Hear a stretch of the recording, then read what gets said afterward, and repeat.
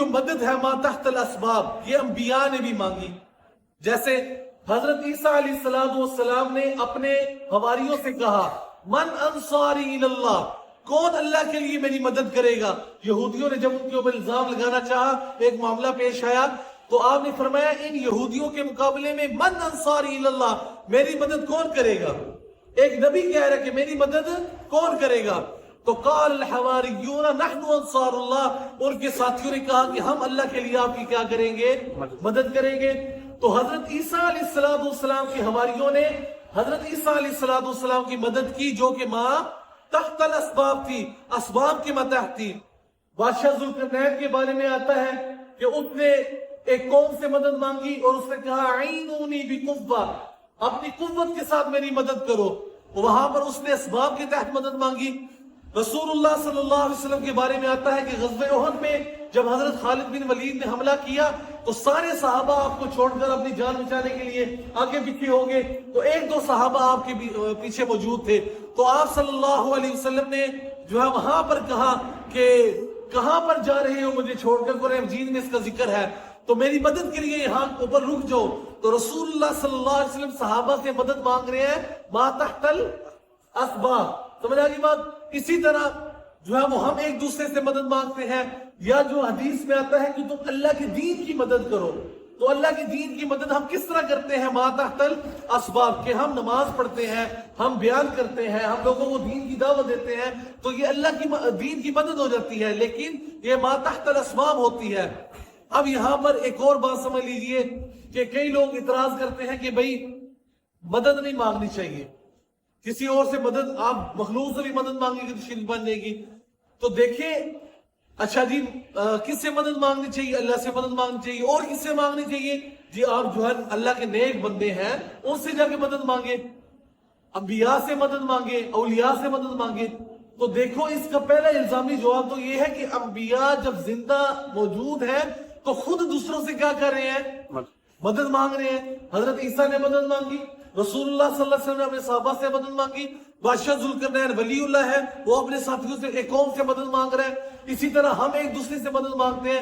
یہ تو الزامی جواب ہے کہ انبیاء بھی ایک دوسرے سے مدد مانگ رہے ہیں. سمجھ آ گئی بات. اور اپنی قوم سے مدد مانگ رہے ہیں، اپنی امت سے مدد مانگ رہے ہیں. لیکن اس کا دوسرا جواب یہ ہے کہ بھائی وہی کہ ما فوق الاسباب، آپ کی مدد کرنے والا اللہ تعالیٰ ہے، اللہ کو اسباب کی ضرورت نہیں ہے. ہم جو ایک دوسرے کی مدد کرتے ہیں یہ ما تحت الاسباب ہے، اس میں ہم ایک دوسرے کے محتاج ہیں. مثلا ایک بلڈنگ تعمیر کرنی ہے، دیکھو ایک بلڈنگ تعمیر کرنی ہے، اس کے لیے میٹیریل کی ضرورت ہے، سیمنٹ کی ضرورت ہے، بجری کی ضرورت ہے، اینٹوں کی ضرورت ہے، اس کے بعد مستریوں کی ضرورت ہے، مزدوروں کی ضرورت ہے. وہ سارے آئیں گے، یہ ساری چیزیں اسباب اکٹھے ہوں گے تو پھر کیا بنے گی، بولیے بھائی کیا بنے گی، بلڈنگ بنے گی. لیکن اللہ تعالیٰ ما فوق الاسباب ہر چیز پیدا کرنے والا ہے. اس نے آسمان کو بنایا، کون سے کاریگر لگائے، کون سے مستری لگائے، کون سا مٹیریل اکٹھا کیا، چاند آسمان کو بننے میں کون کون سا مٹیریل استعمال ہوا، یہ ہمیں پتہ نہیں ہے. کیوں؟ انما امرہ اذا اراد شیئا ان یقول له کن فیکون. اللہ تعالیٰ جو ہے جب کسی چیز کا ارادہ کرتے ہیں کہتے ہیں ہو جا، بس وہ کیا ہو جاتی ہے، ہو جاتی ہے. یہ ہے کہ بھئی اللہ اسباب کا محتاج نہیں ہے، ہم اسباب کے محتاج ہیں. اللہ نے سورج کو پیدا کیا، کتنے دنوں میں پیدا کیا، کتنے مستری لگائے، کون سا میٹیریل استعمال ہوا، کوئی میٹیریل استعمال نہیں ہوا. اللہ نے کہا کن، سورج پیدا کر دیا، کلمہ کن سے پیدا ہو گیا. چاند پیدا کر دیا، زمین پیدا کر دی، آسمان پیدا کر دیے، کلمہ کن سے جنت پیدا کر دی، کلمہ کن سے دوزخ پیدا کر دی، کلمہ کن سے فرشتوں کو پیدا کر دیا، کلمہ کن سے ساری مخلوقات کو پیدا کر دیا، کلمہ کن سے پہاڑوں کو پیدا کر دیا، انسان کو پیدا کر دیا، کلمہ کن سے جنات کو پیدا کر دیا. اللہ کو کسی سبب کی ضرورت نہ پیش آئی. سمجھا کی بات. تو یہ بات ذہن میں رکھیے گا کہ مدد ما فوق الاسباب یہ صرف اور صرف اللہ سے کی جاتی ہے. مخلوق سے جو مدد مانگی جاتی ہے یہ ما تحت الاسباب ہوتی ہے. اس لیے اس مدد کو ہم دوسرے سے شرک نہیں کہہ سکتے. تو بات سمجھ میں آئی یا نہیں آئی؟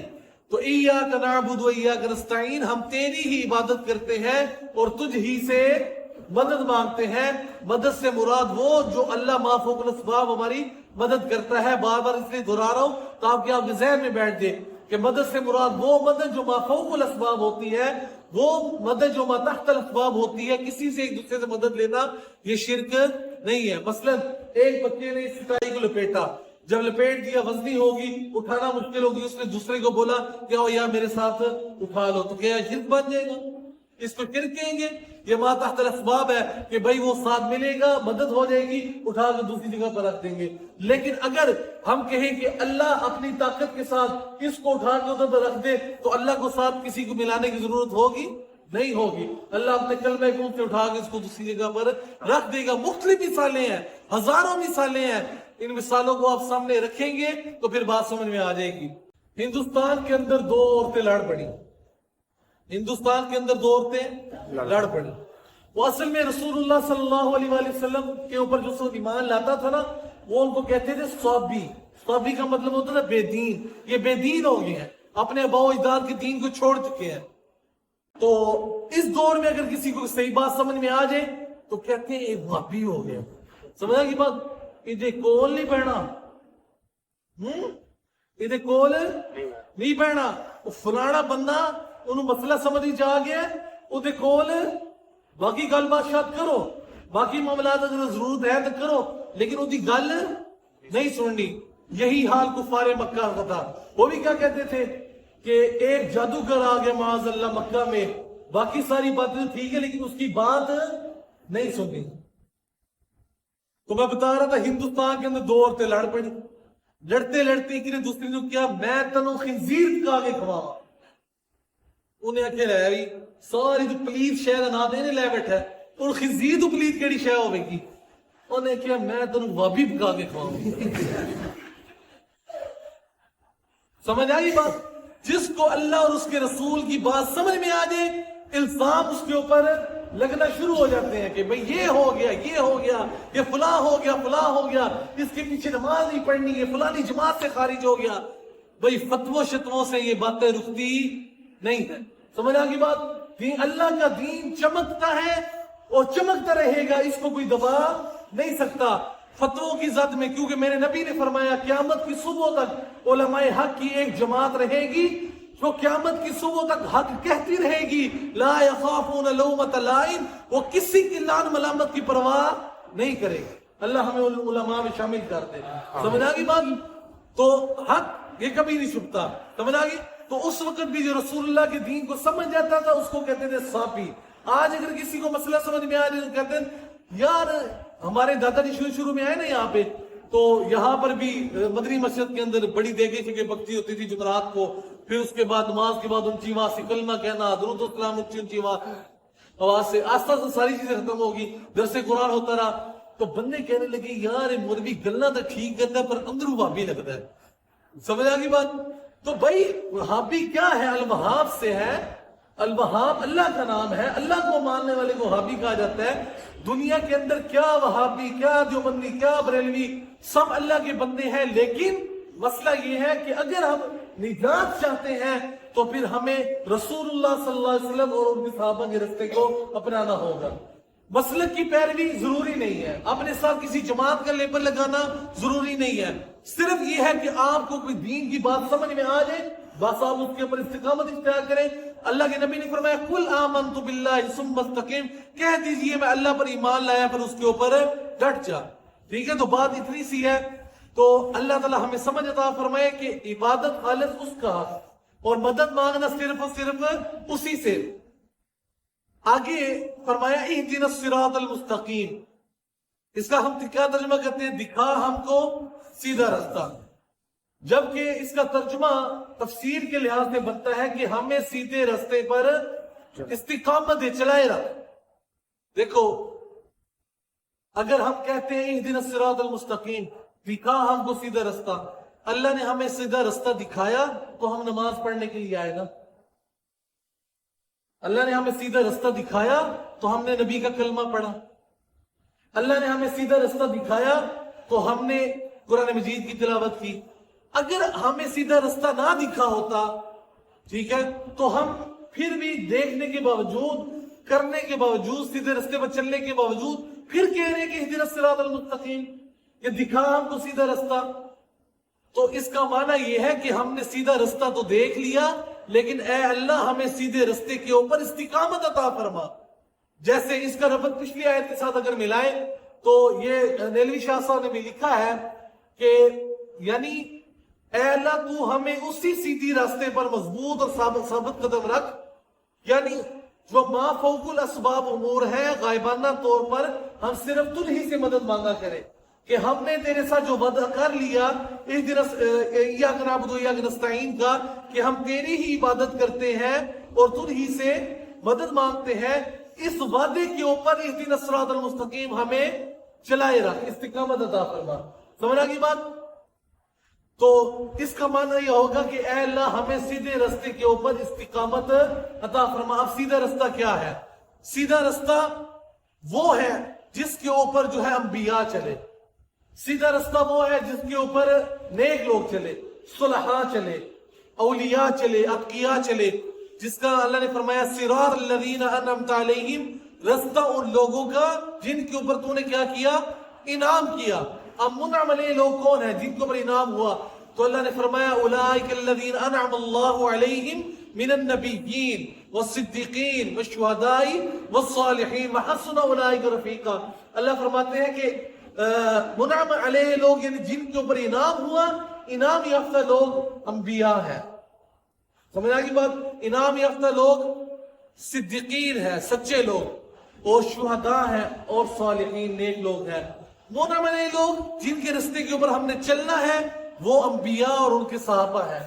منعم علیہ لوگ جن کے ساتھ ہم نے چلنا ہے وہ نبی یا امام الانبیاء جناب رسول اللہ صلی اللہ علیہ وسلم اور ان کے پیارے صحابہ ہیں. جیسا کہ آپ صلی اللہ علیہ وسلم نے فرمایا علیکم بسنتی وسنت خلفاء الراشدین المہدیین تمسکوا بها وعضوا علیہا بالنواجذ. آپ نے فرمایا تمہارے اوپر میری سنت اور میرے خلفاء راشدین کی سنت لازمی ہے, تمسکوا بها ان کے ساتھ چمٹ جاؤ, وعضوا علیہا بالنواجذ, اور اس کو نواجذ کہتے ہیں نیچے والی دڑوں کو, کہ جس طرح نیچے والی داڑوں کے ساتھ کوئی چیز مضبوطی سے پکڑ لی جائے تو باوجود زور سے کوئی بندہ چھڑا نہیں سکتا, اس طرح تم نے میری سنت کو پکڑنا ہے اور میرے صحابہ کی سنت کو پکڑنا ہے, کہ تمہیں اگر بدعت کی طرف لے کر جانا چاہے تو تم سنت کو نہ چھوڑو بلکہ میری سنت کو لازم پکڑ کر رکھو. اور اسی طرح آپ نے فرمایا کہ پہلی امتوں کے اندر 72 فرقے تھے, میری امت کے اندر 73 فرقے ہوں گے. صحابہ نے پوچھا کہ کامیاب کون ہوگا؟ آپ نے فرمایا ما انا علیہ واصحابی, جو میرے رستے کے اوپر اور میرے صحابہ کے رستے کے اوپر چلے گا. منعم علیہ لوگ صحابہ ہیں. سمجھا کی بات؟ یہ بات یاد رکھنا. اور صحابہ کا ایمان بھی, صحابہ کے اعمال بھی, دونوں ہمارے لیے معیار ہے, معیار. ٹھیک ہے, جو صحابی نے ہمیں عمل دیا وہ بھی ہمارے لیے معیار, جو صحابی نے ہمیں ایمان دیا وہ بھی ہمارے لیے معیار. اس کی 2 مثالیں پیش کرتا ہوں. ایمان کے اوپر ایک مثال, اللہ نے فرمایا فَإِنْ آمَنُوا بِمِثْلِ مَا آمَنْتُمْ بِهِ فَقَدِ اهْتَدَوْا وَإِنْ تَوَلَّوْا فَإِنَّمَا هُمْ فِي شِقَاقٍ. کہ اگر دنیا کے اندر ہر بندہ چاہتا ہے کہ میں کیا بن جاؤں, ایماندار بن جاؤں, ایمان والا بن جاؤں, ہر بندہ چاہتا ہے کہ میں دنیا سے جاؤں تو ایمان کی حالت میں جاؤں. اب ایمان کیسا ہونا چاہیے؟ اللہ نے صحابہ کا ایمان معیار قرار دے دیا کہ ایمان تمہارا صحابہ جیسا ہونا چاہیے. فَإِنْ آمَنُوا, اگر وہ ایمان لے کر آئیں گے, بِمِثْلِ مَا آمَنْتُمْ بِهِ, جیسا کہ صحابہ تم ایمان لے کر آئے ہو, تو فَقَدِ اهْتَدَوْا, پھر وہ لوگ ہدایت یافتہ ہو جائیں گے. یہ تو مثال تھی ایمان کے اوپر. اب صحابہ کا عمل ہمارے لیے کیسے حجت ہے؟ دیکھو رسول اللہ صلی اللہ علیہ وآلہ وسلم نے اپنی زندگی مبارک کے اندر 3 دن تک تراویح پڑھی. 3 دن تک آپ باہر آتے رہے اور چوتھے دن لوگ انتظار کر رہے تھے کہ آپ تراویح کے لیے آئیں, لیکن آپ تراویح کے لیے نہ آئے. جب پوچھا گیا آپ سے تو آپ نے فرمایا کہ میں اس لیے باہر نہیں آیا کہ اگر میں اس کو تواتر کے ساتھ پڑھتا رہوں تو یہ نہ ہو کہ میری امت کے اوپر یہ کیا ہو جائے, فرض ہو جائے. لیکن آپ صلی اللہ علیہ وسلم کی وفات کے بعد اور پھر حضرت صدیق اکبر کی وفات کے بعد حضرت عمر فاروق رضی اللہ تعالیٰ عنہ نے اس پوری امت کو 20 تراویح کے اوپر کیا کر لیا, جمع کر لیا. آج تواتر کے ساتھ ساری امت کیا کرتی ہے, 20 رکعت تراویح پڑھتی ہے. تو یہ صحابی کا عمل ہمارے لیے کیا بن گیا؟ بولے بھائی, حجت بن گیا نہیں بن گیا, دلیل بن گیا نہیں بن گیا؟ تو صحابہ کا ایمان بھی ہمارے لیے حجت، صحابہ کا عمل بھی ہمارے لیے حجت. سمجھ آگی بات؟ تو منعم علیہ لوگ انبیاء، منعم علیہ لوگ صحابہ، منعم علیہ لوگ صدیقین، منعم علیہ لوگ صالحین، منعم علیہ لوگ اولیاء. اگر اولیاء اور صالحین منعم علیہ لوگ ہیں تو صحابہ جیسا اور صحابہ سے بڑا کوئی ولی کوئی ہو سکتا ہے؟ نہیں ہو سکتا. تو صحابہ کے ایمان بھی ہمارے لیے باعث حجت ہے، باعث دلیل ہے، اور صحابہ کا عمل بھی ہمارے لیے باعث دلیل ہے. تو ہم نے سیدھے رستے کی دعا مانگی کہ ہمیں اے اللہ سیدھے رستے پر چلائے رکھ. سیدھا رستہ کن لوگوں کا؟ انعمت علیہم، جن کے اوپر تو نے انعام کیا. آگے فرمایا غیر المغضوب علیہم ولا الضالین، نہ کہ ان کا رستہ جن پر تو غضبناک ہوا، ولا الضالین، اور نہ ان کا جو کیا ہوئے، گمراہ ہوئے. انشاءاللہ اس کے اوپر گفتگو اگلے جمعے پر کریں گے. تو اس طرح پھر ہماری سورۃ الفاتحہ ختم ہو جائے گی. اس کے بعد پھر سورۃ البقرہ شروع کر دیں گے. اللہ تعالیٰ کہنا قبول فرمائے. وما علینا الا البلاغ.